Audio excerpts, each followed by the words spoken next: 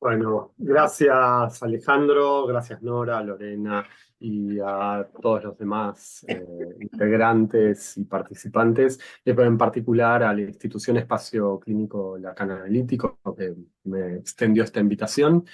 Es una alegría, es la primera vez que converso con ustedes, así que Mm, eh, realmente es una alegría poder estar acá con ustedes. Lo que charlábamos ahí en los entretelones, justo antes de que empiece, estábamos charlando un poquito acerca de cuál iba a ser el modo.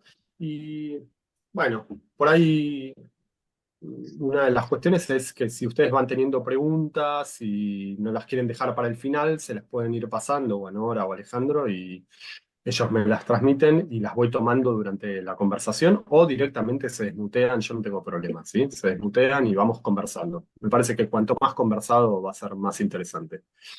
Em, Bien, la idea es trabajar este tema para el cual me invitaron, que es los bordes del amor y la posición del analista, que es un tema que me parece que no requiere demasiada presentación de por qué es fundamental, pero vamos a por lo menos dedicarnos un poquito a ubicar por qué este tema es, eh, yo diría, uno de los fundamentos de la clínica psicoanalítica. ¿Sí? Me refiero al amor y sus bordes. Porque el amor, lo estoy pensando en la línea del amor de transferencia, pero también estoy pensando como fundamento de la clínica los bordes del amor de transferencia, ¿sí? No solamente el amor de transferencia. Entonces, lo que voy a ir haciendo a lo largo de este encuentro es basculando entre el lugar que tiene el amor de transferencia, pero también lo que está a veces de borde, a veces de obstáculo, a veces de impas, depende en qué momento, depende de qué manera nos lo encontremos, eh, y qué se hace con esos bordes, y qué lugar tienen en la clínica. ¿Sí? Bueno, esa es la idea general. Ahora vayamos a algunas de las cuestiones de cómo pienso este tema.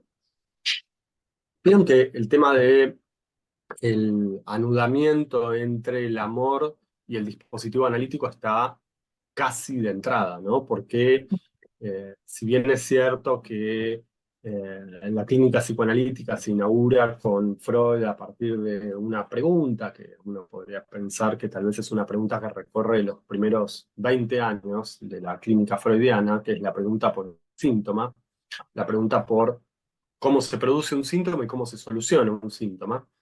Eh, con esa pregunta, ya de entrada, pero me parece que no tiene nada, no perdió actualidad esta pregunta, porque es la pregunta por la instalación del dispositivo analítico.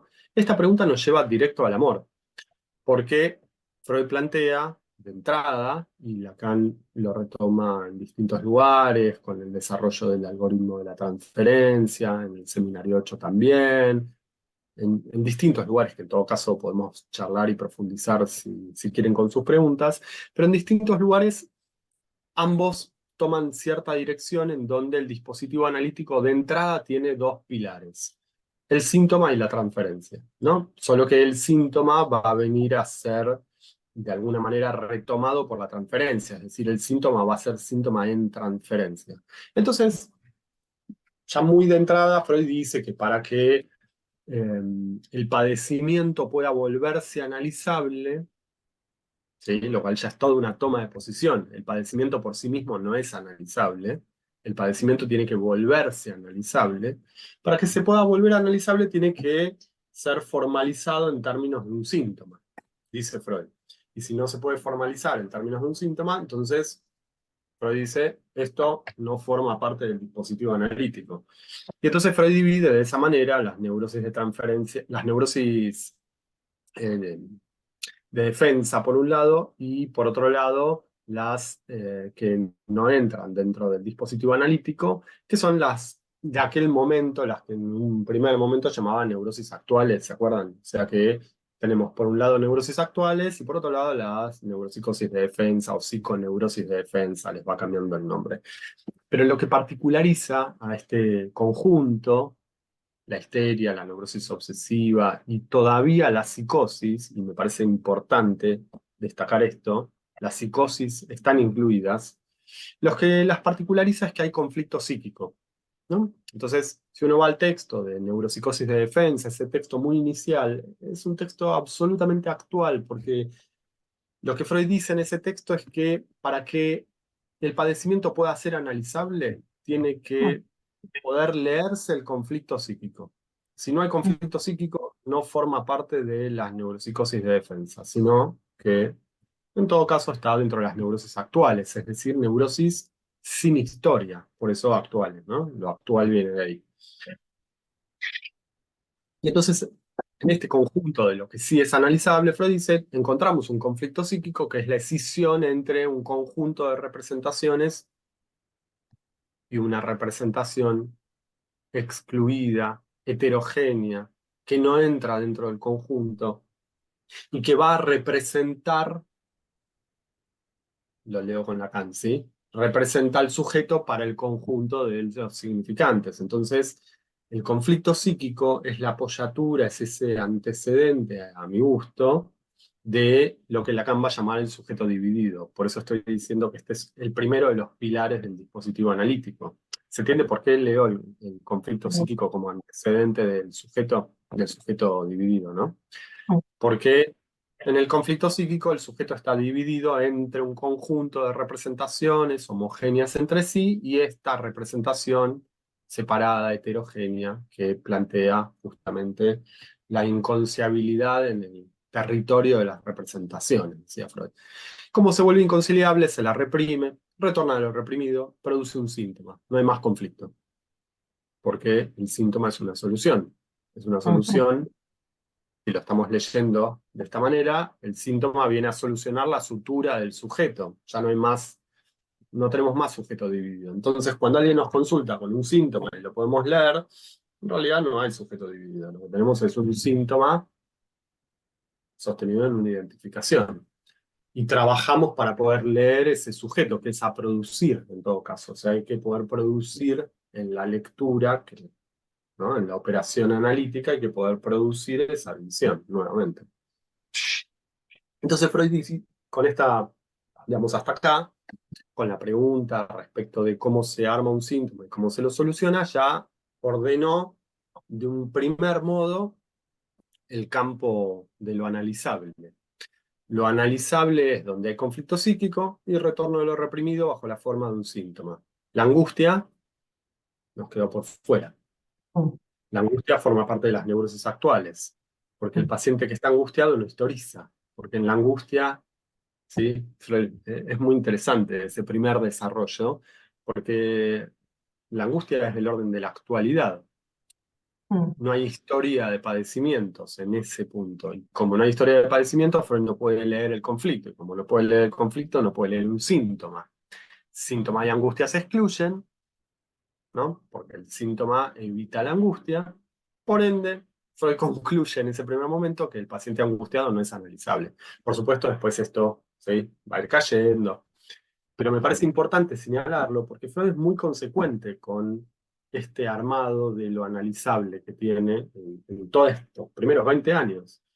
Y si no hay conflicto psíquico, no pertenece al campo de lo analizable y Freud los manda a la casa, a estos pacientes que están angustiados. Les da un par de consejos sexuales, porque la sexología de la época, que es igual a la de ahora, les dice que tienen un problema sexual. Son problemas de cama y entonces mejor que lo solucionen, ¿no? Con una buena cama y así no van a estar angustiados, tienen un lindo ideal en juego, y entonces no estarían más angustiados si tuviesen una buena cama, y entonces más o menos que todo el mundo sería o muy feliz o nada feliz, depende, no sé. Pero indudablemente esa teoría lleva derecho al fracaso. Bien, este es el primer pilar.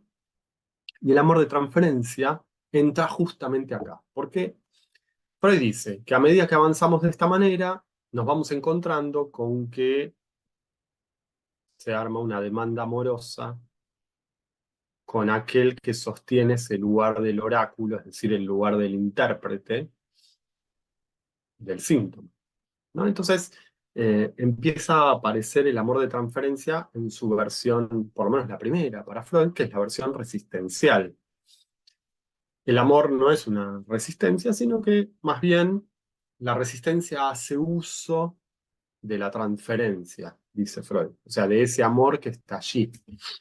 Después retomo todo con Lacan, ¿sí? Pero entonces, este segundo pilar que viene a retomar los primeros desarrollos de Freud, a lo que lo llevan es a que se va a armar el amor de transferencia con el analista en la versión, eh, supongo que todos hemos pasado por ahí en algún momento, si no, pregúntenme y lo desarrollo, pero en la versión del cliché amoroso, ¿sí? O sea, se repiten en transferencia esas antiguas series psíquicas infantiles, se arma el lazo con el analista siguiendo el modelo de esos antiguos modos de satisfacción infantil.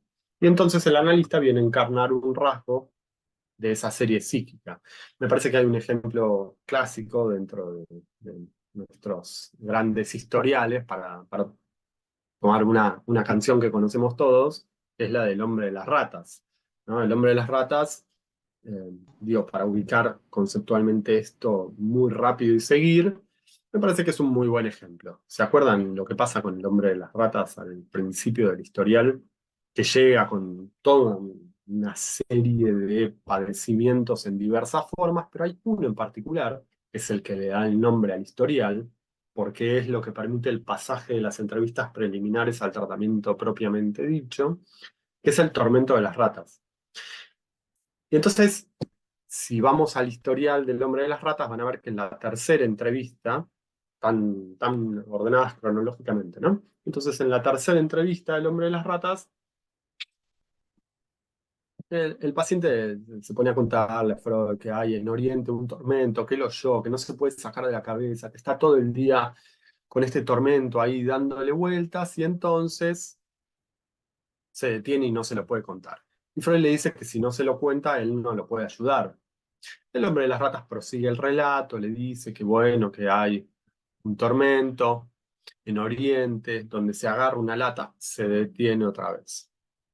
Y Freud le dice que él no tiene ninguna inclinación por la crueldad, que si no le cuenta, no lo puede ayudar.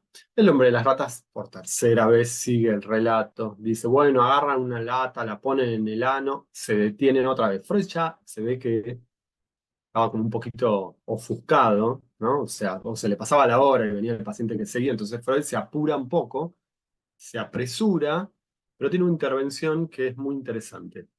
Porque le completa la frase, o sea, el que termina contando el tormento es Freud, ¿se acuerdan de esto? ¿Sí? ¿Se acuerdan que el que cuenta el tormento no es el paciente, es Freud? Vayan y chequéenlo, van a ver que es Freud el que termina contando el tormento, no es el hombre de las ratas. Y entonces Freud le dice, usted se refiere a ese tormento de Oriente donde ponen una rata dentro de la lata y ponen la lata en el ano, y, bueno, la tortura, y Freud cuenta la tortura. Y entonces el hombre de las ratas le dice, sí, sí, ese, y Freud dice que ve en ese momento una cara de horroroso placer, etcétera. Le termina la sesión.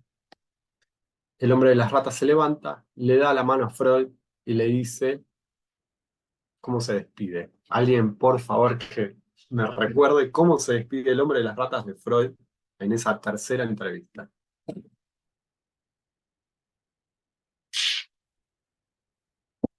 Hasta la próxima, Mi capitán. señor. Mi capitán. Claro, hasta la próxima, señor capitán. ¿Sí?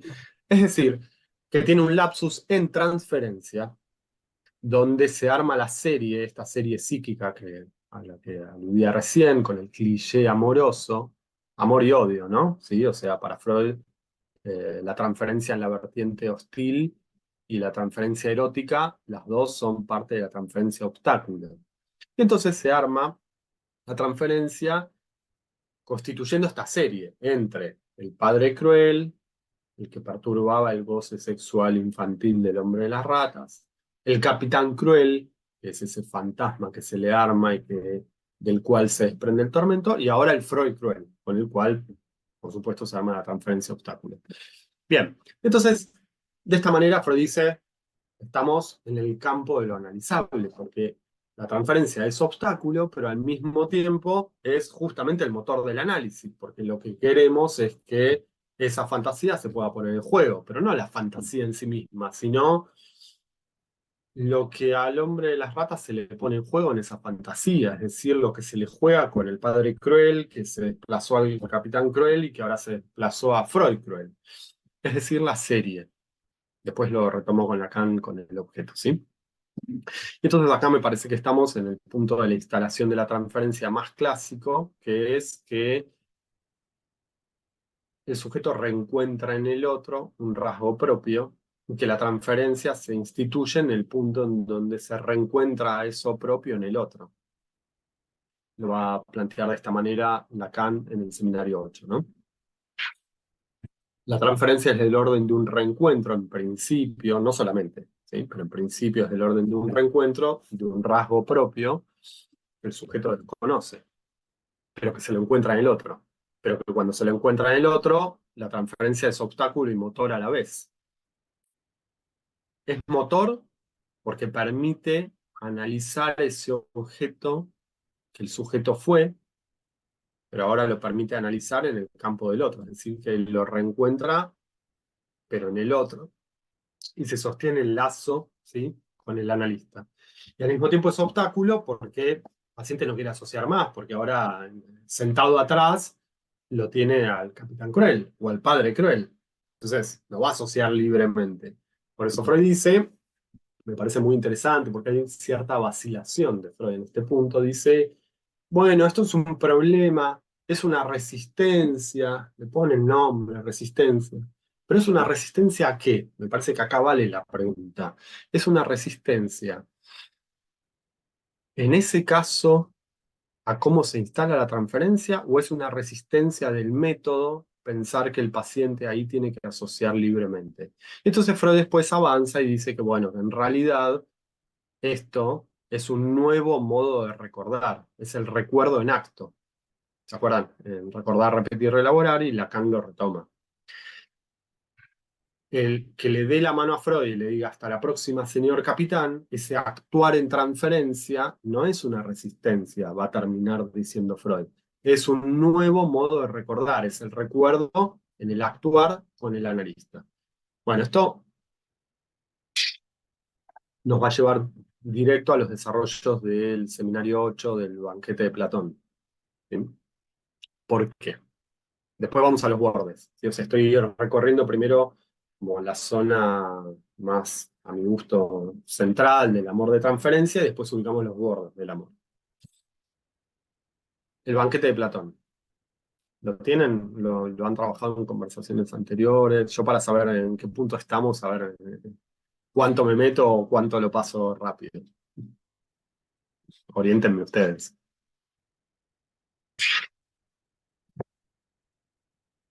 ¿Sí? ¿Lo desarrollo? ¿Vale? Dale. Bueno, vieron que en el seminario 8, el seminario titulado La Transferencia, eh, es un seminario muy extenso y gran parte de ese seminario trabaja sobre el banquete de Platón. Gran parte. No digo todo porque en realidad hay toda una parte a mi gusto aún más interesante, que es cuando son esas 4 clases que trabaja la trilogía de Claudel, que es la tragedia contemporánea y le da una vuelta a una nueva lectura al Edipo, pues súper interesante. Pero en todo el resto del seminario lo que trabaja es la transferencia, es una relectura de la transferencia freudiana a partir del banquete de Platón. Y entonces, en principio, una de las cuestiones que plantea ya Lacan de entrada es que eh, hay una relación de analogía entre la pedagogía y el amor en la Grecia antigua, ¿no? O sea que en la Grecia antigua la relación entre el maestro y el alumno es la misma que la que ocurre en el campo del amor entre el amante y el amado. Esta es la analogía que Lacan va a ir desplegando a lo largo de muchas de esas clases. ¿Por qué es la misma? Porque ubica dos posiciones subjetivas. Entonces dice que Uno está en la posición de objeto y el otro está en la posición de falta. El amado o el alumno están en la posición de objeto. El alumno está en la posición de objeto tal como se entendía la pedagogía en la Grecia clásica, ¿no? Obviamente. Está en la posición de objeto siendo enseñado. Y sobre todo destaco esto porque Lacan va a insistir mucho con la cuestión de ser enseñado, porque ser enseñado nos lo va a llevar a la cuestión de ser mostrado, ¿sí? La resonancia es con la mostración y como nos va a llevar para ese lado, después lo retomo. Entonces, la posición de objeto es la de ser enseñado si estamos hablando de la pedagogía. Si estamos hablando del amor, es quien sostiene esa posición de objeto amado. ¿Se acuerdan que en Introducción del Narcisismo Freud decía que había una serie de seres hablantes que se posicionaban de esa manera en el amor? Freud lo llamaba en modo narcisista de ubicarse, que es el de ser el objeto amado y que entonces se vuelven seres muy interesantes para los otros porque no muestran ningún signo de amor para el otro. Eso está en el segundo apartado de Introducción del Narcisismo. En cambio, la posición del amante, dice Lacan, es la de ese que va en búsqueda del otro, que está en la posición de objeto, y que le demanda un signo de amor, ese que el otro no le entrega. ¿Sí? Hasta acá se entiende, fácil, ¿sí? Amante y amado, enseñante y enseñado. Eh, Bien, y entonces Lacan dice, ¿y qué pasó en el banquete de Platón? El banquete de Platón es uno de los diálogos de Platón acerca del amor, tiene tres. Eh, y en el banquete de Platón lo que acontece es la historia entre Sócrates y Alcibíades. Sócrates, que era el maestro de Alcibíades, Alcibíades, que era el alumno, ¿sí? Uno de los alumnos de Sócrates. Eh, Donde va a acontecer algo en el banquete es esa.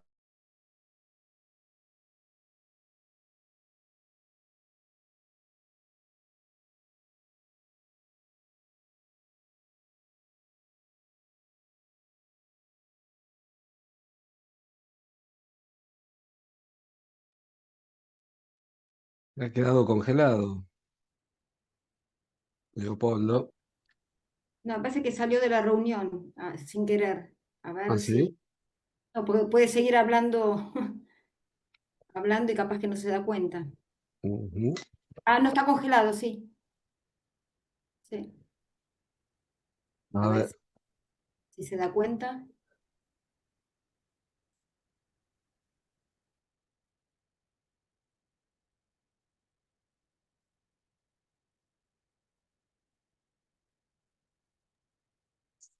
Habría que mandarle un mensaje. estoy haciendo. Ahora sí salió, ya no aparece. Bueno,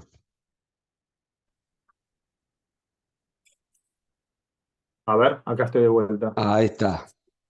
Se cortó la señal, me quedé hablando solo hasta que de Sí, repente vi que estaban todos un poco quietos. y te habías Eh, congelado. y voy a tratar de entrar por el celular también, por si acaso. Entro por los dos dispositivos a la vez. Eh, Te voy a dar aquí la. sí, espérame, pero voy a desconectar el wifi del celular, dame un segundo, así, porque si no va a ser lo mismo. Y espérenme un segundito. Recording in progress. In progress. In progress. In progress. In progress. Y ahora, a ver, ahí está. No entra el eco por el otro, ¿no? Perfecto. Bueno, está muteado el celular. Cualquier cosa, si se vuelve a desconectar, estoy en el otro dispositivo. Espérenme que vea a ver si está acá. Sí, ahí estoy. Bueno, perfecto.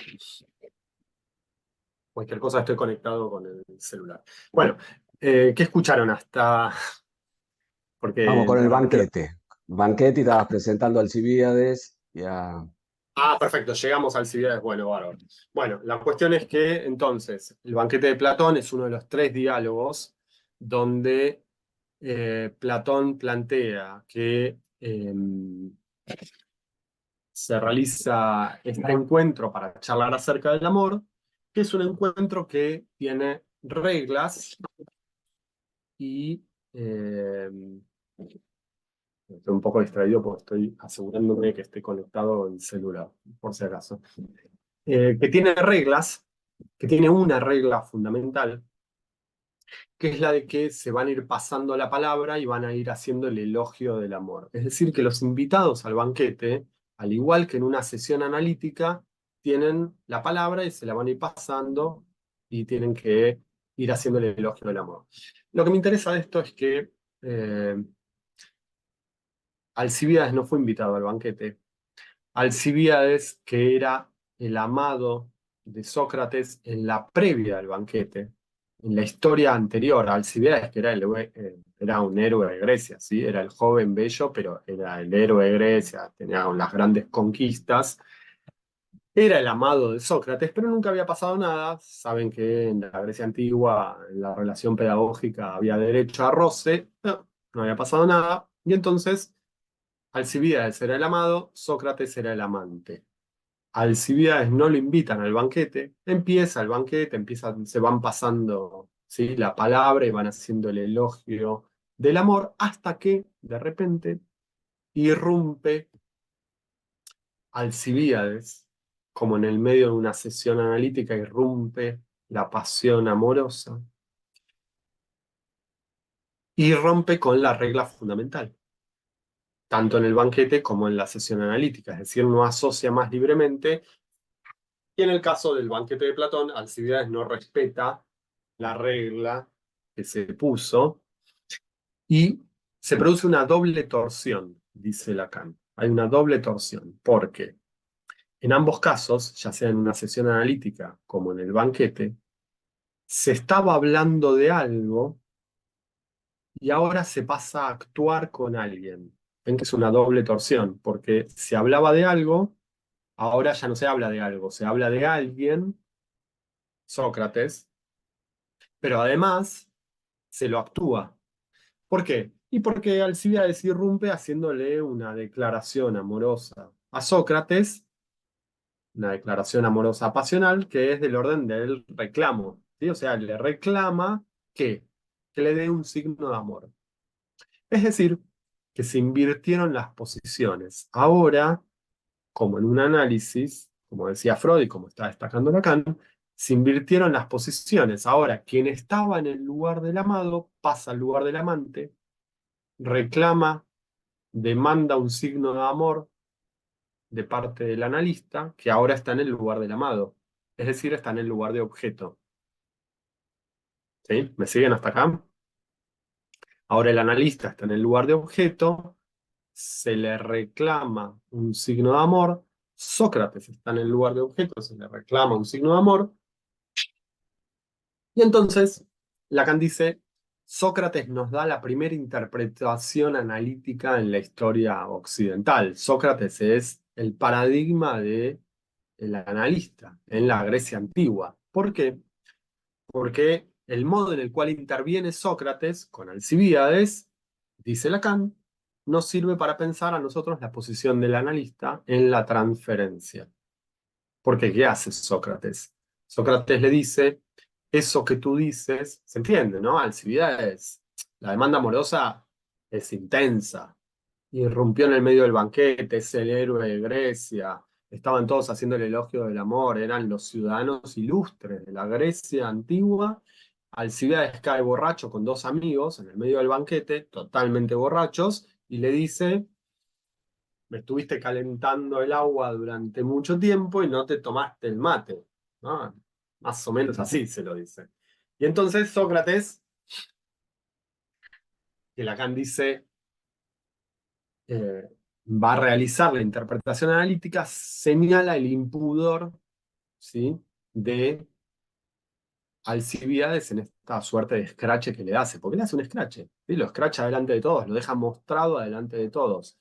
Pero el que queda revelado es Alcibíades, queda revelado en ese lugar de ese que quedó desposeído del objeto, este es el punto, me parece más interesante, Alcibíades quedó desposeído de ese objeto que ahora reencuentra en Sócrates, que es el objeto de la pasión, que lo convoca, que le hace hacerle esta demanda amorosa, y que Sócrates va a responder, según Lacan, cómo responde un analista. ¿Cómo responde?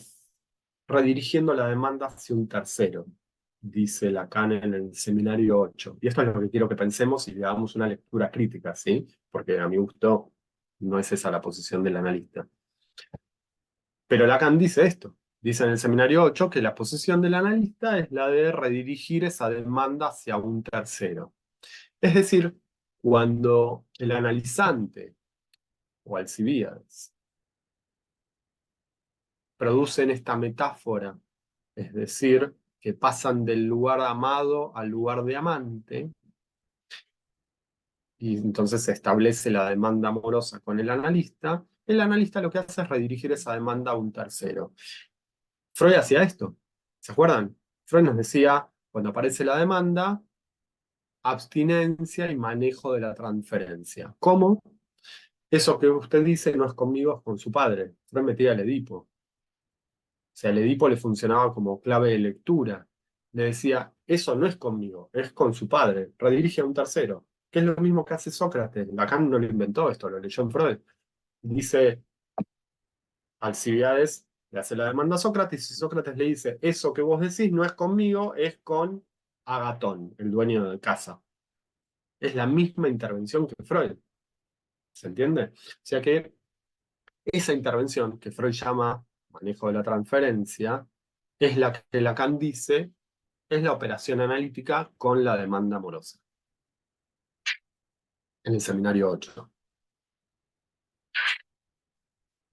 Esto se entiende porque ahora le voy a dar una vuelta de tuerca, pero necesito saber si esto se siguió. ¿Sí? Bueno. Todo esto es muy lindo, me parece, solo que tiene un problema. Que es que en muchos lugares, pero en particular en los textos sobre la transferencia, en los textos de la metapsicología, Freud dice que el manejo de la transferencia funciona, es decir, interpretar con clave del Edipo, convocar las pasiones para después hacer como el torero, dice Freud, ¿no? Le mostrás el paño rojo, pero después te corres. Ni confirmás ni rechazás. Sí, esto sirve salvo con una serie de pacientes que Freud nombra como mujeres de pasiones elementales. ¿Se acuerdan? ¿Lo tienen? No es un detalle en la obra de Freud, ¿eh? Es central. A Freud se le complicaba más con pacientes mujeres, pero en realidad no se trata de mujeres, se trata de pacientes en donde se presenta la misma pasión que en Alcibíades. Se trata de esos pacientes que Freud titula de pasiones elementales que no aceptan subrogados. Sobre la dinámica de la transferencia, puntualizaciones sobre el amor de transferencia, recordar, repetir, reelaborar. En esos textos Freud va reordenando las nosografías. Empezamos nuestro encuentro de hoy diciendo que Freud armaba una oposición, ¿sí? Y que lo analizable eran las psiconeurosis de defensa y lo que quedaba por fuera eran las neurosis actuales. Ya no es más así. Ahora tiene que haber conflicto psíquico, pero además, dice Freud, tiene que armarse la transferencia y la posibilidad del manejo de la transferencia. Y eso solo ocurre para la histeria, que deviene en una neurosis de transferencia, para la neurosis obsesiva, que también deviene una neurosis de transferencia, el ejemplo del hombre de las ratas, donde Freud puede intervenir de esta manera, y también para la histeria de angustia, que es la fobia, ¿no? Pero no ocurre con las neurosis narcisistas, que es el nuevo conjunto de lo excluido del análisis, son los que están excluidos, donde van a parar ahora la psicosis, porque en la psicosis hay conflicto, es decir, hay sujeto, pero no hay transferencia al modo de las neurosis de transferencia. Entonces, las psicosis van al conjunto de las neurosis narcisistas. Primer grupo no analizable. porque Freud no puede responder con el manejo de la transferencia. ¿Hay transferencia en la psicosis? Sí, obvio. Schreber, ¿no? El historial de Schreber es el ejemplo, desborda la transferencia por todos lados. Flechig está en la mesita de luz de Schreber, ¿se acuerdan? ¿Sí? O sea, transferencia en la psicosis no hay ninguna duda de que hay. Lo que no hay es manejo de la transferencia. Son dos cosas distintas. Las melancolías. Las melancolías son el segundo grupo que conforman las neurosis narcisistas. En la melancolía ya hay más difícil hablar de transferencia, ¿no? No nos vamos a meter ahora ahí, pero la melancolía ya plantea ciertos problemas y de hecho Freud dice que no son analizables. Y el tercer y último grupo que conforman las neurosis narcisistas son las mujeres de pasiones elementales. Uno dice, pero es como una bolsa rara esa que armó. Las neurosis narcisistas están conformadas por la psicosis, las melancolías y las mujeres de pasiones elementales. Sí, está bien, porque en las neurosis narcisistas Freud localiza todo lo que no es analizable según el dispositivo analítico tal como lo tiene ordenado. Es decir, conflicto psíquico y síntoma, transferencia y manejo de la transferencia. Lo que él llama mujeres de pasiones elementales son todos los pacientes que, cuando se arma la demanda amorosa, no podés responderle redirigiendo esa demanda a un tercero. En mi experiencia son el 100% de los casos, no solo algunos. No sé cuál es la experiencia de ustedes, pero salvo que el paciente esté muy dentro de la secta, ¿no? O sea que entonces le decís cualquier cosa, lo atendés un minuto y el paciente sigue viniendo, salvo que sea parte de una secta. Cuando vos haces este tipo de intervenciones, el paciente no se queda muy contento con que convocaste las pasiones y después se las redirigís a un tercero. Freud lo dice.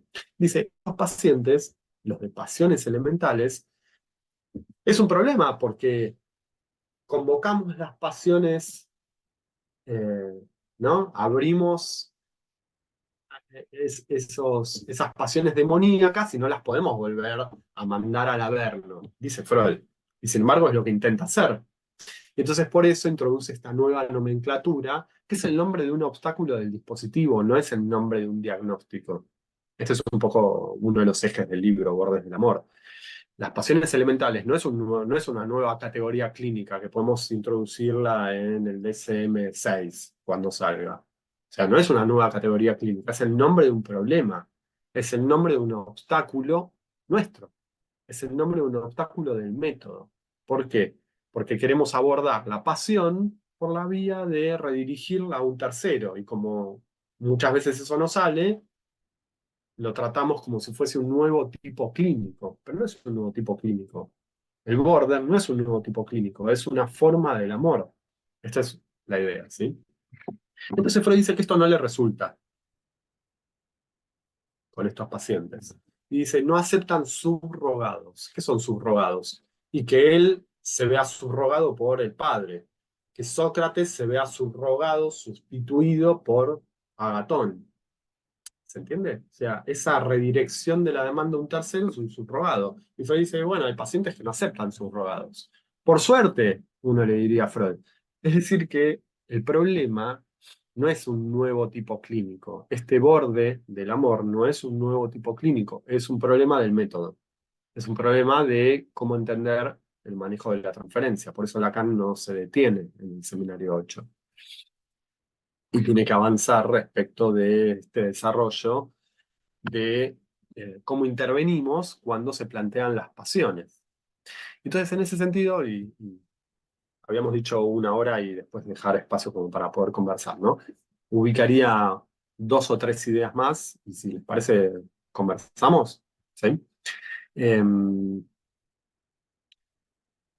Entonces, lo que empieza a plantear Lacan es que no podemos tratar la transferencia de esta manera, con el amor de transferencia en el sentido de redirigirlo a un tercero, porque nos vamos a encontrar con este obstáculo de que muchos pacientes no van a ir por ahí, porque en realidad, justamente, el modo de poder localizar ese objeto propio, pero en el otro, Ese es el análisis de la transferencia, ese es el eje de un análisis, va a decir Lacan.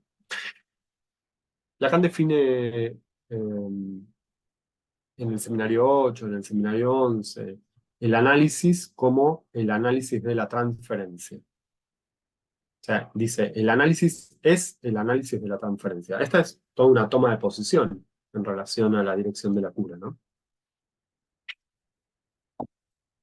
¿De qué se trata un análisis? Del análisis de la transferencia. ¿Y qué es el análisis de la transferencia? Poder ir recorriendo ese objeto que el sujeto fue para el otro, pero ahora recorrerlo transferido al analista. Es decir, cuando el analista hace semblante de objeto, el sujeto reencuentra ese objeto, pero en el campo del otro. Entonces el análisis de la transferencia es poder separarse de ese objeto, recorrerlo, pero transferido al otro, donde ahora el analista no vale como una representación más de la cadena asociativa, el significante cualquiera que sostiene el algoritmo de la transferencia, sino que hace semblante de objeto. Son dos lugares para el analista en la transferencia distintos, ¿no? No me metí a desarrollar esto, pero lo ubico como marco de referencia. No estamos hablando del sujeto supuesto saber, estamos hablando de cuando la transferencia se plantea en términos de la transferencia de objetos, es decir, ese objeto que el sujeto fue para el otro se le transfiere al analista. Y a eso Lacan lo llama el análisis de la transferencia. Por eso, la intervención no puede ser sacarse de encima ese objeto, porque si no, no solo que el objeto vuelve, y entonces no hay ganancia de la transferencia, que es poder separarse de ese objeto, sino que además no hay análisis, porque el análisis es eso, es como esquivar el problema. ¿Se entiende? Y en esa misma línea, en el seminario 11, al final, creo que la última frase del seminario 11, si mal no recuerdo, si no es la última frase, está ahí nomás, pero está al final del seminario. Lacan define que el deseo del analista es justamente producir esta separación, o sea, va hacia esta separación, la posibilidad de separarse de ese objeto. ¿Y cómo te separas de ese objeto? Y el analista lo tiene que encarnar, o sea que el analista hace semblante de ese objeto, y el análisis consiste en ir recorriendo ese objeto que el sujeto fue para el otro, pero que ahora, pero no se lo recorre rememorando. Esta es la cuestión interesante, lo que planteaba Freud y que Lacan retoma, no es por la vía de la rememoración, es por la vía de este recuerdo en acto, como decía Freud, solo que no sirve redirigir esa demanda a un tercero. Ese modo de entender el manejo de la transferencia nos lleva a un impas. Por eso para Freud es un impas las mujeres de pasiones elementales. Un impas no de esos casos, sino del análisis, porque es un impas para la conceptualización de la transferencia. Bueno, podemos seguir por varios lados, pero por ahí prefiero escuchar un poco qué andan pensando y qué preguntas tienen y voy retomando, ¿no?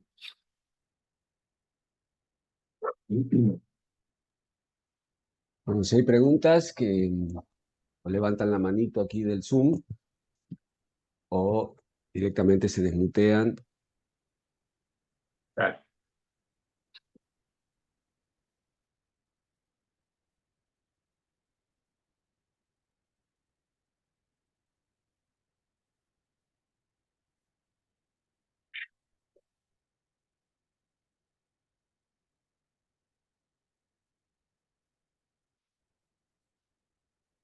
Quedaron silenciados.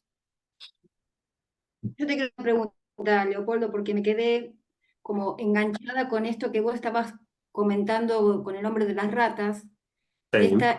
esta intervención de Freud que completa, ¿no? Completa la frase y él arma ahí, Ujú. de alguna manera, podemos decir, el fantasma que traía al paciente, ¿no?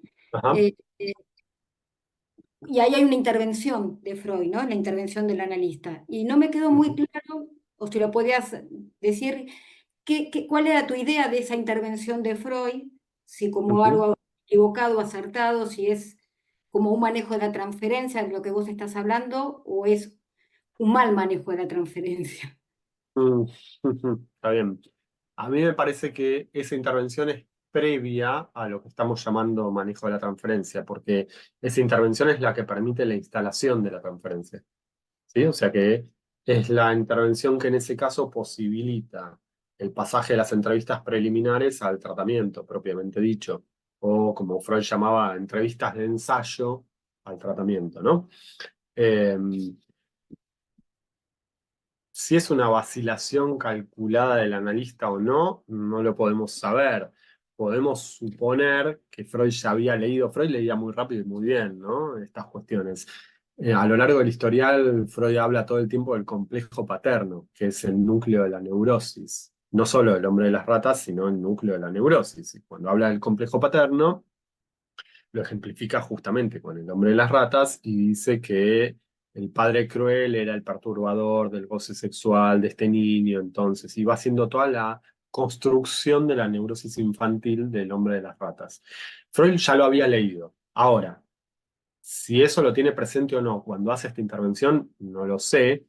Lo que sí me parece es que Freud en ese punto rompe con la neutralidad, no la abstinencia, sino la neutralidad, porque es previo al manejo de la transferencia, rompe con la neutralidad y él interviene, introduce cuestiones que no estaban puestas a jugar por el paciente.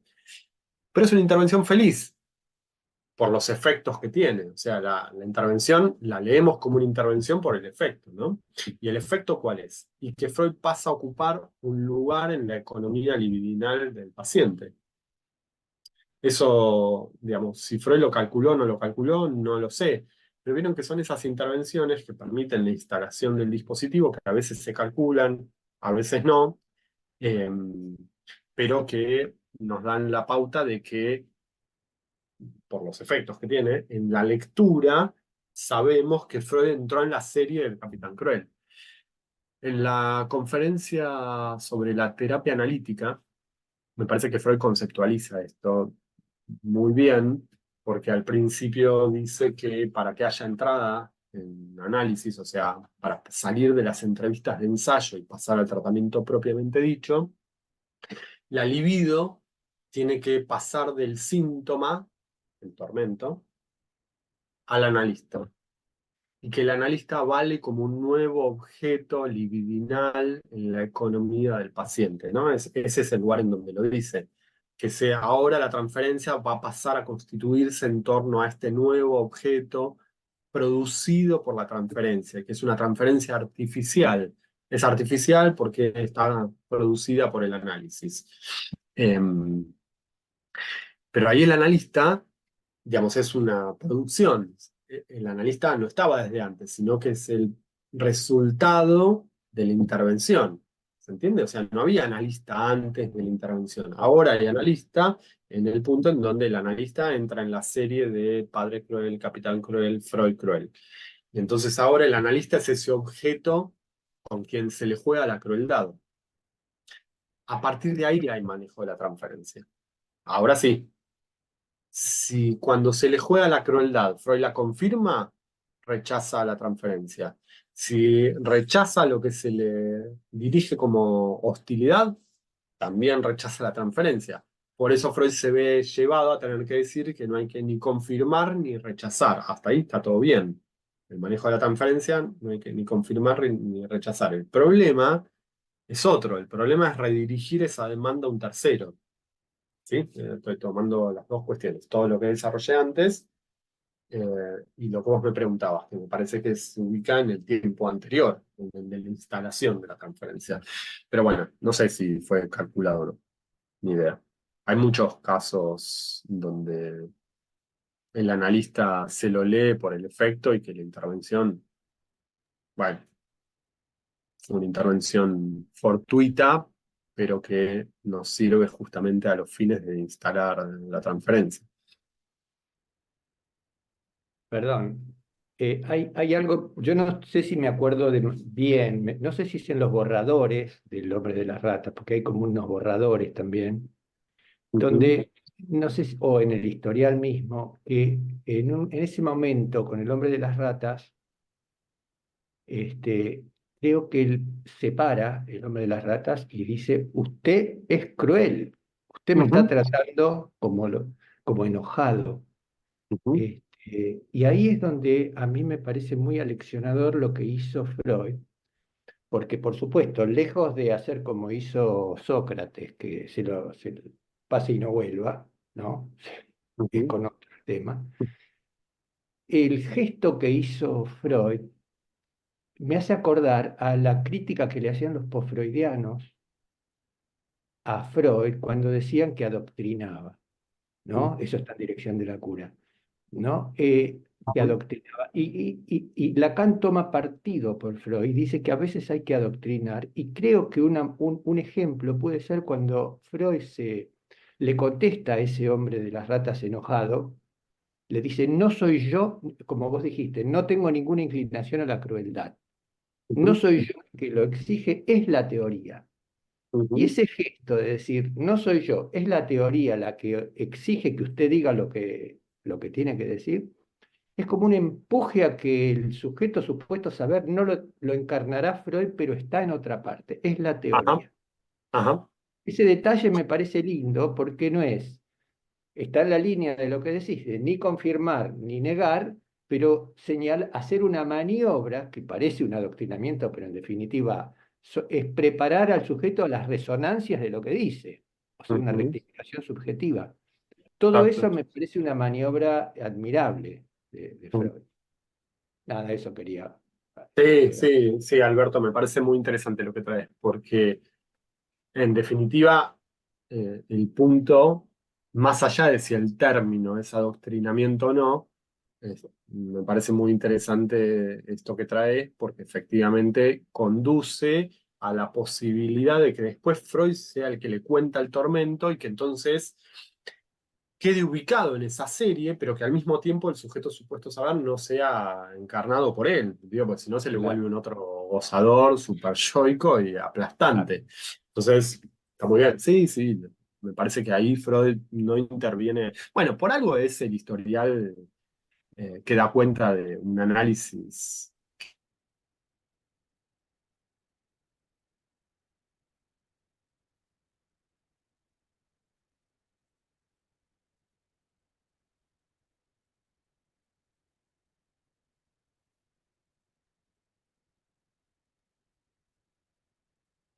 De nuevo complicaciones.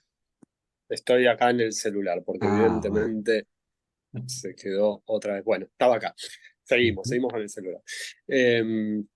Lo que decía es que por algo es el historial que funcionó bien en ese sentido. Sí, o sea, es un historial que da cuenta de un tratamiento que concluye. Los otros, me parece que Freud trata de ubicar más bien los puntos de impas, los puntos de obstáculo en otro lugar, de fracaso. Este no. Así que me parece muy interesante.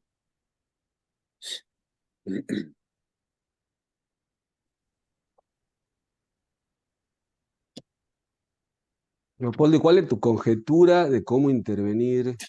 Lo planteas también así en tu libro, ¿no? De cómo no intervenir superyoicamente ante ciertos impases, ¿no? Mm, Ante las Ay, pasiones.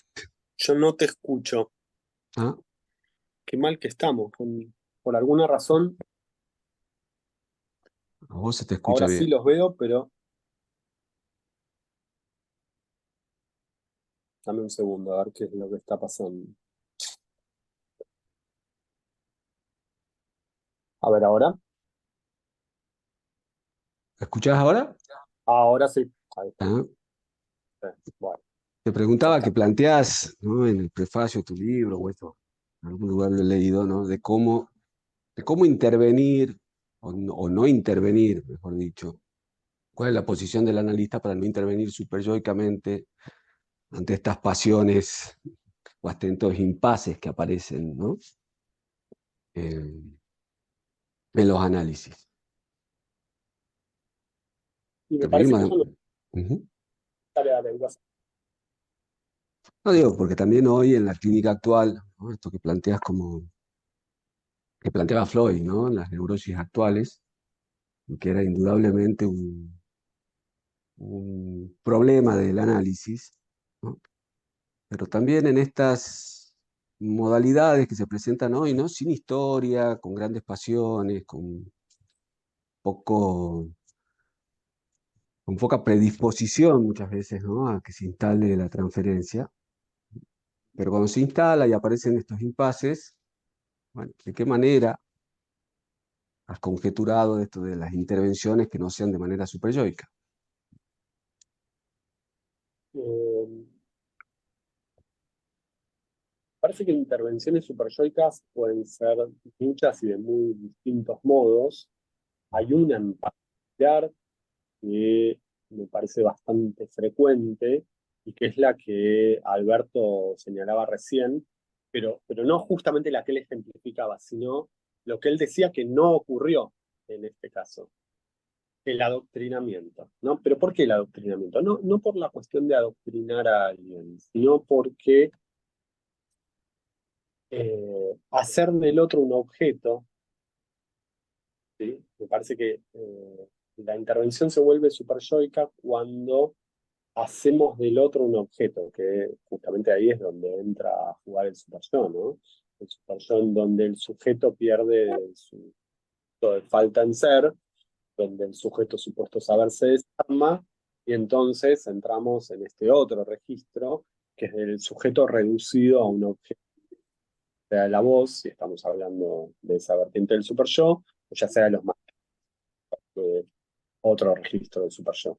Entonces, es aplastante, por eso es super yoico, porque en ese punto, ¿no? El sujeto pierde la palabra, se transforma en objeto de la injuria super yoica.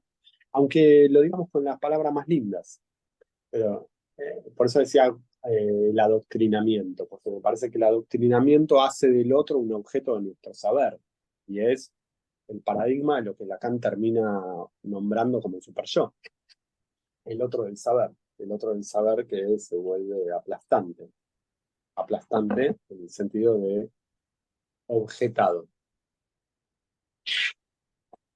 Me parece que esa es como la situación más recurrente de una intervención que con las mejores intenciones se puede volver superyoica. Digo, porque también está esto, ¿no? O sea, no es que porque hay malas intenciones. La intervención puede ser superyoica porque se puede leer superyoicamente y la cuestión es más bien poder releer cuál es nuestra posición para poder salir de ese modo de lazo que se armó. En cierto sentido, si lo pensamos en esta línea, la intervención superyoica solo ocurre si el objeto vuelve del lado del sujeto, porque es el sujeto el que queda objetado, ¿no? Ese objeto que se le transfirió al analista, que Sócrates encarna, donde Alcibiades le hace un reclamo amoroso, donde el hombre de las ratas le hace un reclamo también a Freud, pero por la vía de la hostilidad. El reclamo en el hombre de las ratas es el silencio, pero es un reclamo, es habla vos. Yo no te voy a contar el tormento, pero es un reclamo en definitiva, pero por la vía de la hostilidad. Me parece que el obstáculo ahí es devolver el objeto del lado del otro otra vez, es decir, se pierde rechazar la transferencia, ¿sí? Entonces el objeto vuelve. Y es lo que Lacan, yo lo leo en el punto en donde Lacan habla del sujeto que queda objetado, ¿sí? La objeción. La objeción hace del otro un objeto.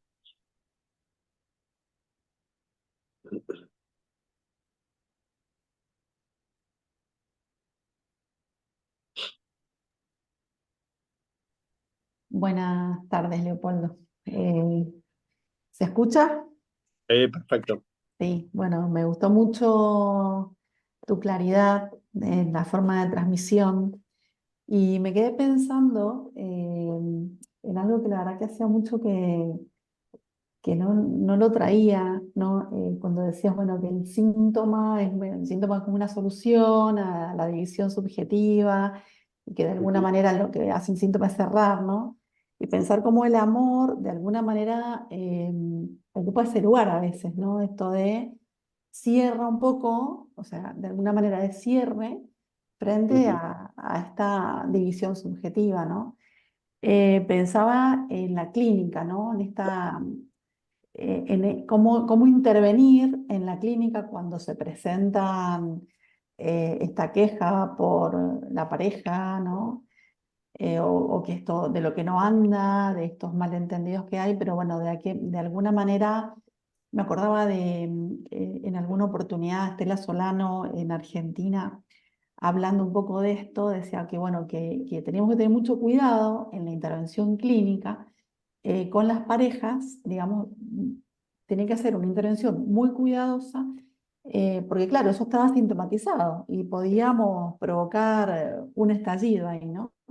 Bueno, pensaba un poco esto, ¿no? En esto que decía, como el síntoma de alguna manera es tapón y de alguna manera el amor también, ¿no?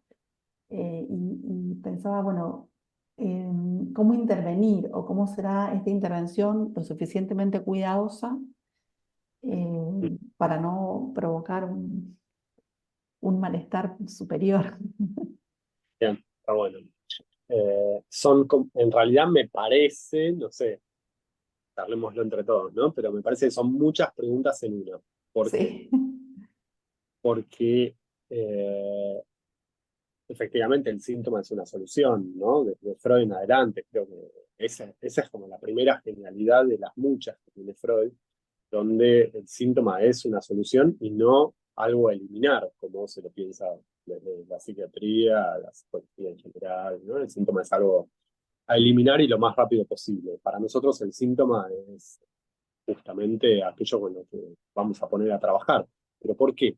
Y porque el síntoma es el testimonio de la división del sujeto. Entonces, si lo eliminamos, ¿con qué vamos a trabajar? En principio. Ahora, eh, me parece que en tu pregunta hay distintas cuestiones. Por un lado está una cuestión de timing, ¿no? Me parece que eso depende del caso por caso y que también hay una cuestión de timing en el sentido de a qué velocidad y cuánto vamos a meter con cada uno, porque a veces es conveniente ir un poquito más lento, a veces es un poquito más rápido, más allá de que la dirección de la cura pueda ser la misma.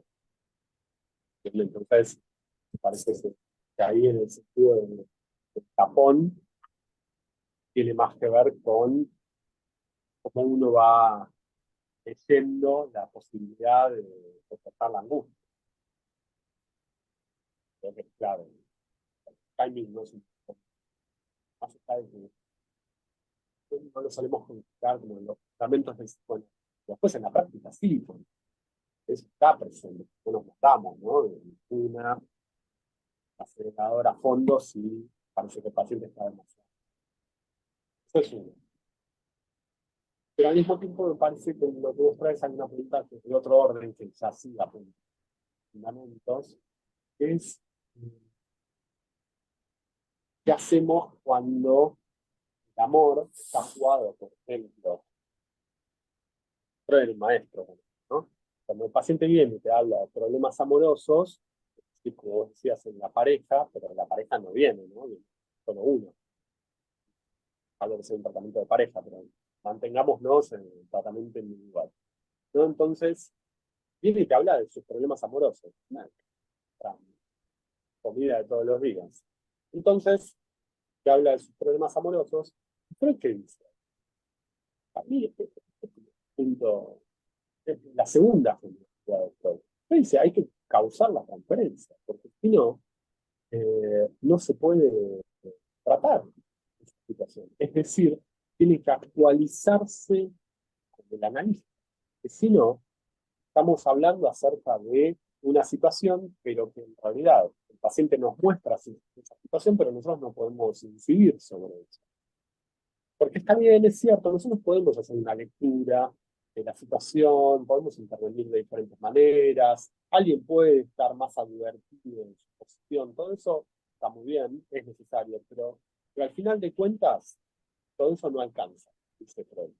Porque el amor se tiene que jugar con el analista, porque si ese lugar de objeto no se juega con el analista, entonces finalmente no pasa que Lacan está llamando el análisis de la transferencia, que es la posibilidad de finalmente realizar la travesía del fantasma. Para poder realizarlo, se tiene que poder jugar ese objeto campo de Entonces, Freud que dice, hay que causar la transferencia. Es decir, hay que convocar ese objeto. Freud no lo dice así, pero se trata de disputarle el objeto, ¿sí? Hay que entrar con esa disputa donde el objeto pase del lado de uno.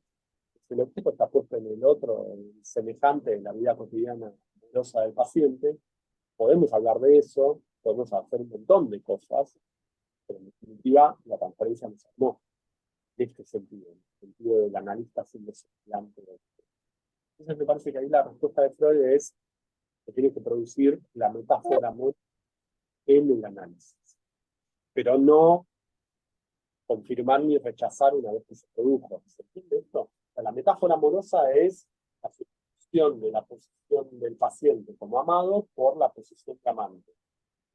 Y entonces Lacan dice eso nos entrega la significación amorosa. La significación amorosa es que ese que estaba en posición de objeto, el objeto está en posición de objeto, decíamos, es el que tiene, ¿no? Está en posición de amante, es el que está en falta. Está en posición de objeto, es el que tiene un síntoma. Entonces llega al paciente en posición de amado, el que tiene padecimiento. Y el analista está en la posición del amante, porque es el que está ahí interesado en eso que el paciente le trae. No tiene un saber sobre eso, saber textual, digo. Tiene el saber de la teoría, pero no el saber textual siempre. Perdona, Leopoldo, a ver si podemos mejorar el audio porque se escucha entrecortado. ¿Sí? Sí. Y, ¿Todos y me a- escuchan en Sí, sí, sí. parte de lo que dijiste no lo pudimos, mm. En la antesala les decía que me había ido al consultorio para poder tener el encuentro desde el consultorio, que se cortó la luz y me vine a mi casa, pero evidentemente es un problema del barrio, porque acá en mi casa también va y viene el wifi, y entonces, Ahora si no- mejoró un poquito, pero capaz, si retomás sí, aunque sea lo último que dijiste, para que... dale. Sí, sí, ustedes vayan guiándome, yo retomo. Como yo los veo que no están quietos, entonces supongo que la señal va bien, Ujú. pero es un problema del barrio. Simplemente Ahora hay mejoró, algunos. ahora mejoró un poquito, pero si la última parte que la... Lo que decía es que se tiene que producir la metáfora amorosa y que eso causa la transferencia, ¿sí? Y que se produzca la metáfora amorosa quiere decir que el paciente llega en posición de amado, el amado es el que tiene es el que tiene el síntoma, y viene y nos habla de eso que porta ese padecimiento, y el analista de entrada está en el lugar del amante, porque es el que está en falta respecto de ese saber textual del padecimiento del paciente. Y que causar la transferencia es producir la metáfora del amor, dice Lacan. ¿Qué es lo que Freud hacía con todos los pacientes? Porque hablar acerca de terceros no nos sirve en un análisis. Hay que convocar la transferencia, hay que disputarle el objeto para que podamos nosotros hacer semblante del objeto. Entonces, producir la metáfora amorosa, me parece que este es el punto, es producir la metáfora amorosa del lado del analizante, no del lado del analista. ¿Se entiende esto, no? Digo, porque si no es una relación amorosa. No habría ninguna diferencia en una relación de pareja fuera del análisis. Es producir la metáfora amorosa del lado del analizante. Es decir, que ese que llegó como amado, que es el que tiene un síntoma, pase a la posición de amante, que es el que está reclamando ese signo de amor del lado del analista. Y el analista que estaba como amante pasa al lugar de amado, pero no responde desde ahí. Es decir, no entrega un signo de amor, dice Freud. Esto es, ¿no?, como el ABC del manejo de la transferencia. Ni confirma ni rechaza. Y acá volvemos otra vez al eje de nuestra charla, que es ni confirmas ni rechazas, pero tampoco, como decía Alberto, hay que redirigir la demanda a un tercero, porque inevitablemente de esa manera nos volvemos superyoicos. Porque nos volvemos desinteresados. Porque la verdad es que Sócrates se desinteresa de Alcibíades. Lo que Alcibíades le dice, Alcibíades es un hombre de pasiones elementales, ¿no? Alcibiades le dice, me estuviste calentando todo este tiempo y ahora no haces nada. Y encima, cuando vengo acá y te hago un reclamo amoroso, me decís que vos no tenés nada que ver, ¿no? Es como, alguno conocerá algún amigo al que alguna vez le habrá pasado esto, a mí nunca me pasó jamás, que, ¿no? Que te dicen, no, flashaste, no es conmigo, te creíste cualquiera. Claro, Sócrates le dice eso a Alcibiades. Convoca la transferencia para después decir yo no tengo nada que ver. Se desinteresa. En ese punto, esta es otra forma, a mi gusto, de volverse superyoico. Eh, También es problemática. Es distinta, pero es otra forma, porque el paciente queda en ese punto totalmente caído, porque causaste la transferencia para después volverte desinteresado, dice Lacan. Es interesante, ¿eh? Porque Lacan lo ubica el desinterés del lado del analista. No porque realmente esté desinteresado, sino que la intervención produce eso.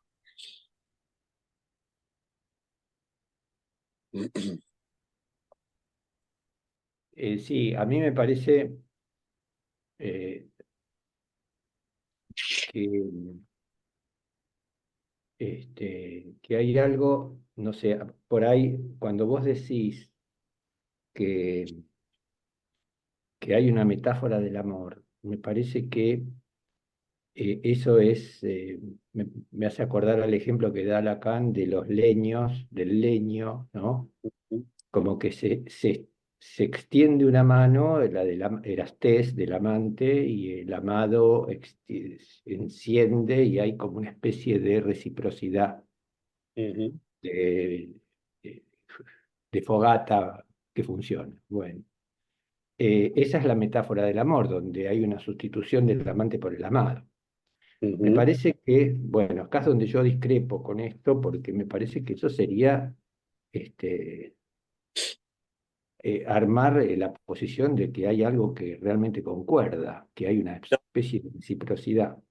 claro, O pero sea, justo por eso no hay que responder desde ese lugar. exacto, exacto. Pero por otra parte, en esa línea, cuando el paciente ama eh, y se engancha en la transferencia, entra, ¿no? Se juega el análisis, eh, él muestra lo que no tiene, ¿no? Entonces, el síntoma no es lo que tiene, sino justamente el máximo de su carencia, de su falta en ser. Ujú, Entrega, ¿por qué ama? Porque da lo que no tiene. ¿Y qué es lo que no tiene? No tiene la solución de nada. Está hecho mierda, digamos, y en ese ujú, punto es puro Erastés, puro amante. ujú, Entonces, ahí, ¿cuál es el riesgo? Que si el analista se ubicara como el que tiene para dar, porque solo se ama al que tiene, ¿no? Se da lo ujú, que no tiene al que se supone, bueno, tiene. Pero Lacan agrega al que no lo es. ujú, Se da lo que no se tiene a quien no lo es. Entonces ahí es donde a mí me parece bárbara la idea que está en el seminario 8, que es la superposición de dos faltas, ujú, ¿no? O como dos carentes. ujú, Esa magia es rarísima porque me parece que después en el seminario 11, cuando está terminando el seminario 11 y Lacan dice, lo único que ofrece el psicoanálisis es algo nuevo en el amor, no en el sexo ni nada de eso, me parece que ahí aparece la idea de un amor real, que no lo dice en ese seminario porque hay que esperar al 21 a que hable de amor real, simbólico, imaginario. Entonces, ese amor real, que es ese sí, la magia de la transferencia, es un amor que no tiene fantasma, que no tiene objeto, porque renuncia al objeto, que no tiene reciprocidad, que no, es rarísimo, es lo único nuevo que trae el psicoanálisis. Entonces ahí la transferencia ya escapa a todo el juego del amante y el amado, sino que es una especie de, ay, no sé, algo te pasó escucho. se escucha. Ahí es ahí donde me parece que hay que ubicar el tema. ¿Cómo puede ser que se pueda sostener un amor en análisis que tenga como requisito una ilusión destinada a la decepción, que es que no va a haber reciprocidad, no hay fantasma del lado del analista, ni hay ningún tipo ahí es donde Lacan ubica la abnegación. Entonces, iba a esos dos temas. Primero, no olvidar que se trata del paciente que cuando entra en análisis da lo que no tiene y por eso lo convierte en amante. Y el analista no puede entrar en ninguna dialéctica de amante-amado porque tiene que mantenerse en ese amor raro que inventa Freud, pues esa es la novedad que trae el psicoanálisis, que es un amor sin reciprocidad real, que no es ni simbólico ni imaginario. Nada, eso, quería agregar eso para Sí, seguir el... solo una cosita en esa misma línea, que es que, viste que esta metáfora del leño, que se extiende a agarrar el leño, después continúa en el mismo seminario y dice que en realidad esto habría que pensarlo de otra manera y va un poco en esta línea posterior de Lacan, pero ya tiene una suerte de antecedente, porque dice que se trata finalmente de un deseo que va en búsqueda de su objeto, pero que no encuentra un objeto y lo que encuentra es otro deseo. Y entonces Exacto.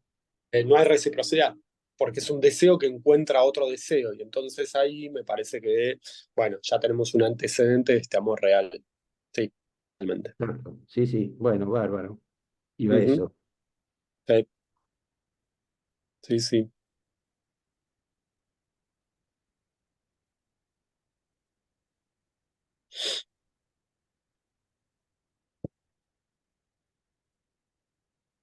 Buenas, si me permiten, tomo palabra. También Dale. andamos con problemas de señal acá, por eso si pongo la cámara se me entrecorta muchísimo. Eh, para pensarlo, y lo planteo, por un lado, me cuesta pensar que hacer de semblante es lo mismo que encarnar el objeto. Mm. Por otro lado, al menos en lo que yo he leído, no recuerdo que Lacan diga que el analista hace de semblante o que desde su lugar tenga que hacer de semblante. Eso es desde el lugar del analizante, lo que el analizante, lo que el paciente transfiere, los signos que el analizante lee desde su fantasma. Y el analista tiene que formarse para manejar eso que se le transfiere, soportar eso que se le deposita, pero no anda haciendo de semblante. O sea, el lugar del analista para Lacan es siempre el lugar vacío, preservar el vacío. Y mientras más vaciado está, dice que más fácil se le transfieren las cosas. De hecho, en un texto Eric Laurent justamente plantea que cuando logra vaciarse, el analista, cuando está casi totalmente vaciado, casi que se da rápido y automáticamente la transferencia, como si eso iría ya casi de suyo, como si no costaría que eso se instale.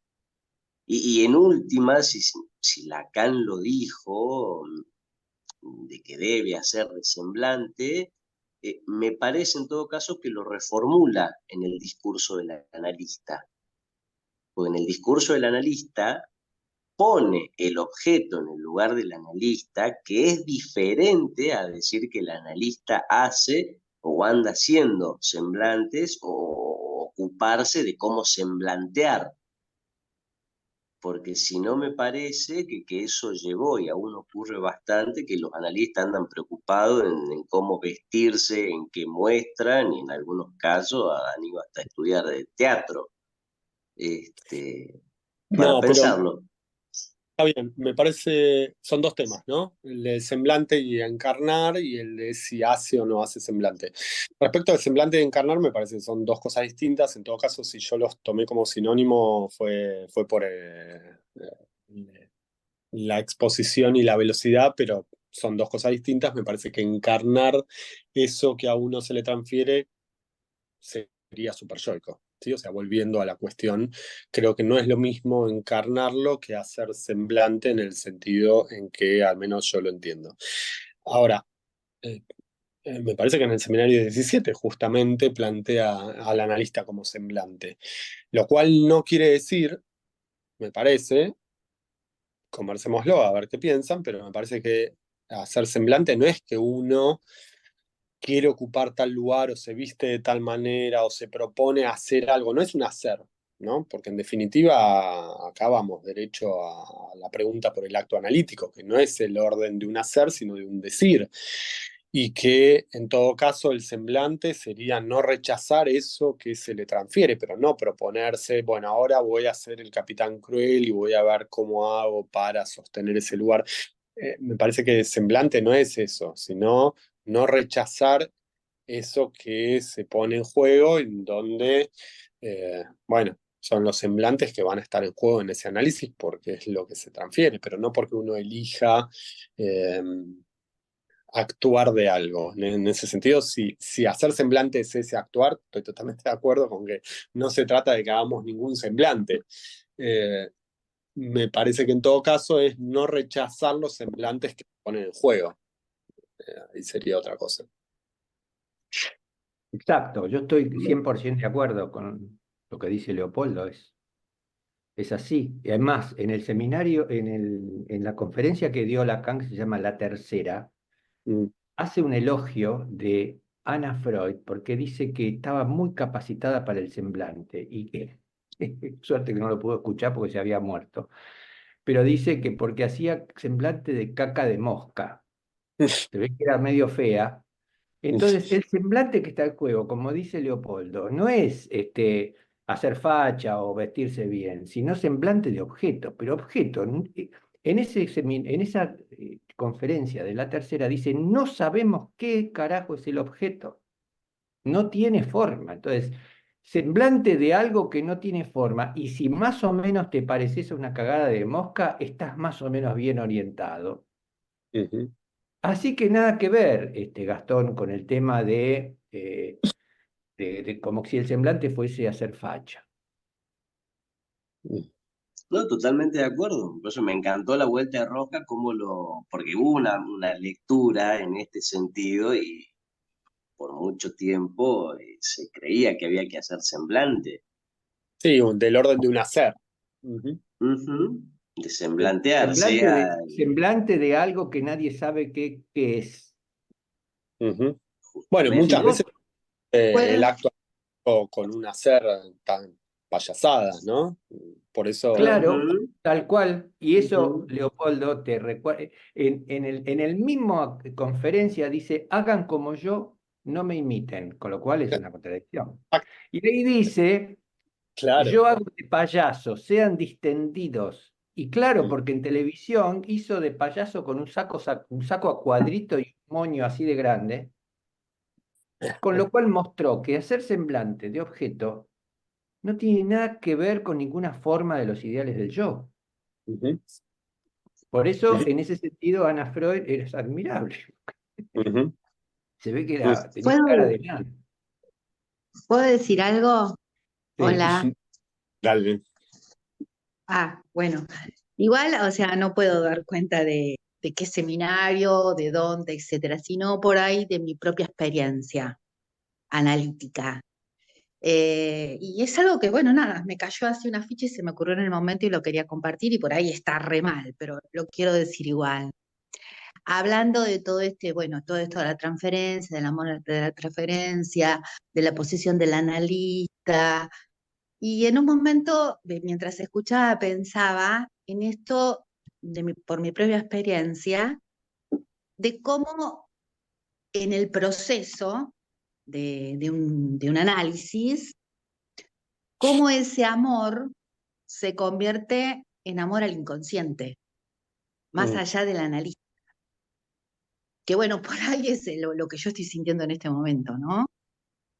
Eh, que bueno, que primero tienen que estar todos esos pasos, ¿no? Que dice, bueno, vacío, la posición de objeto, sujeto supuesto saber y todo lo que se viene desplegando. Pero llega un momento donde uno realmente tiene amor al inconsciente. Estoy equivocada, estoy diciendo cualquier cosa, o hay algo de eso.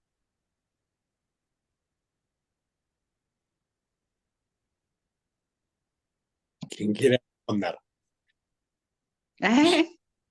¿Quién quiere responder? Yo estoy de acuerdo, pero por ahí prefiero darle la palabra a los demás. Pensaba un poco esto del amor al inconsciente como amor al saber, ¿no? Esta posición de, bueno, amor al saber de lo que uno en realidad no sabía y que está justamente esta posición del analista desde la interrogación y desde no actuar la transferencia, sino de hacernos de alguna manera una interpelación, de interpelar nuestra propia queja, tal vez tenga que ver con esto, ¿no? Un amor al saber, se me ocurre eso. Yo creo que estoy de acuerdo que, como con Leopoldo, de que puede haber algo rarísimo que es cómo se puede amar al inconsciente. Mm. No me imagino qué puede ser eso, pero sí, es algo que es así. Lo que no hay seguro es amor al saber, Marta. Claro. Hay horror al saber. Mm. Bueno, no, lo decía en relación a esto que, claro, lo decía en relación a esto de lo que en alguna manera decimos, uy, ese insight, eh, como esa ficha que cae, en ese sentido lo decía. Igual Alberto, hola Alberto. Mm. Igual Hola, Alberto, más hola, hola Alberto, ¿cómo estás? hola. A veces aparezco, a veces desaparezco. Igual Alberto, sé, por supuesto, lo dice Freud, la rocadura de la castración, el horror al saber, pero por ahí, más allá de todo el horror, uno sigue tramitando y de pronto se va haciendo un poco valiente. Pero no, por Y amor al analista. Ujú. Es el por analista el amor a que la conduce analista, eso. Si se te va el analista, cagó el amor al saber. Claro, no no nos es el olvidemos, amor al inconsciente. Edipo se saca los ojos, ¿no? Cuando Claro, Edipo se saca los ojos, quiere decir que se quiere es, pegar un tiro por haber sabido de más. El claro, pelotudo. claro, Bueno, sí. pero en definitiva, por ahí te arriesgas. Pero es que el punto finalmente que es que la transferencia es este artificio que inventa el psicoanálisis, que básicamente es la novedad que nosotros estamos sosteniendo. Todo lo demás, ¿no? O sea, el amor al saber se sostiene ahí y sin el analista, es decir, sin el analista en la transferencia, el analista como producción de la transferencia, la cosa es otra, ¿no? Ya sabemos cómo es el amor en la vida cotidiana, es otra historia. Muy lindo.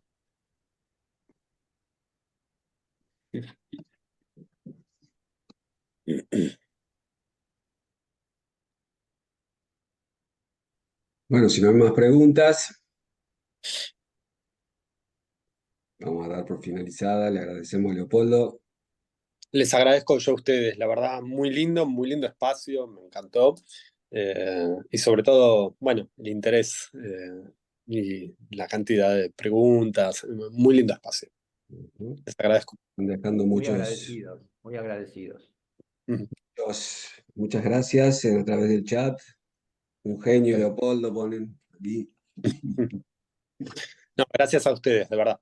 Me parece que es un muy lindo espacio para la conversación y poder pensar los temas. Sí. Y sobre todo poco acartonado, así que me pareció destacó eso. Muy bien, Leopoldo. Bueno, te agradecemos mucho. Esperemos que ese libro lo tengamos pronto por España. Dale.